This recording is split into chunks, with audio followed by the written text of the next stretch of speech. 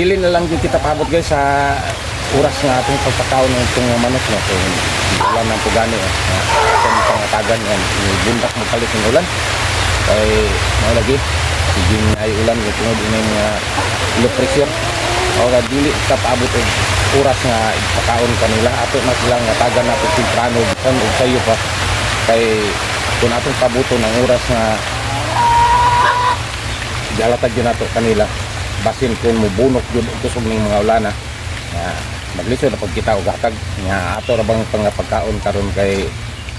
mga pino nga pagkaon kay gilisan man nato atong developer o mga atong hatagan sa netong mga manok dili nato ni sila ipabot atog oras nga insakto yung igalatag nato pagkaon kanila ug karon guys ako sang kwaon ang ilang pagkaon to man nato ra sa gawas ato yatag kay atong ihatag nato sayo may action kay taliksik may kami ito ang rapod karon ato namang hatagan sila sayo.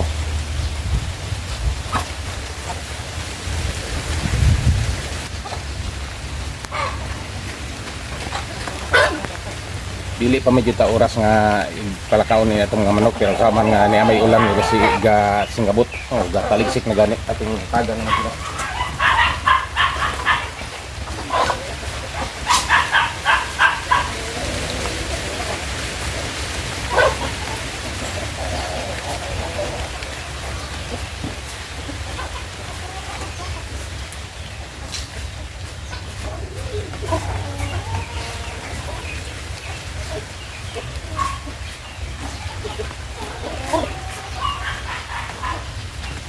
Kasi nalang magdili takabtan ining ulan kay kinira ba atong nga pagkaon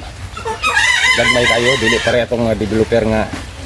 dali ra nilang pagkaon kini siya dugay kayo kay gagmay man magtinagsa man jud sila.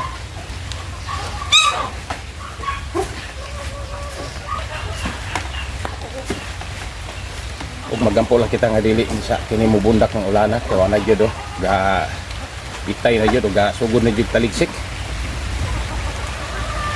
Ang inaot lang ka nga baso naman makahuman yung kaon itong mga manok sa mubunok o ulan kay mga palid po sa ulan ng mga pagkaon kanila mga sayang po kayo mahal kayo ng mga pagkaon na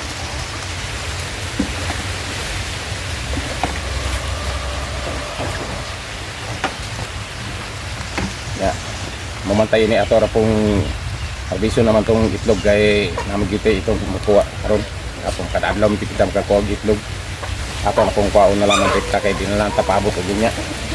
kung napay mo itlog ini kasi sayo pa man pwede ra ato na ato rang kwaon na to niya man sila o